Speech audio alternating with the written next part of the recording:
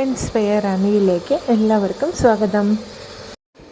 ഏതൊരു ഭാഷയാണെങ്കിലും ആ ഭാഷ സംസാരിക്കണമെങ്കിൽ നമ്മൾക്ക് ആ ഭാഷയിലുള്ള ഒരുപാട് ക്രിയാപദങ്ങൾ നിർബന്ധമായും അറിഞ്ഞിരിക്കേണ്ടതായിട്ടുണ്ട്.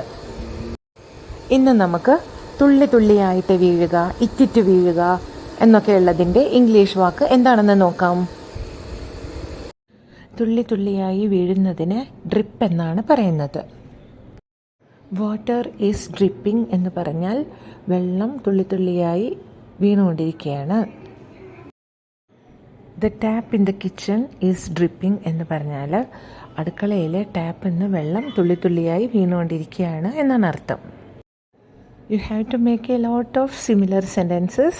I am going to wind up the video. If you like this video, please do like, share and subscribe my channel. Thank you so much for watching this video. I will come tomorrow with another topic. Till then, bye.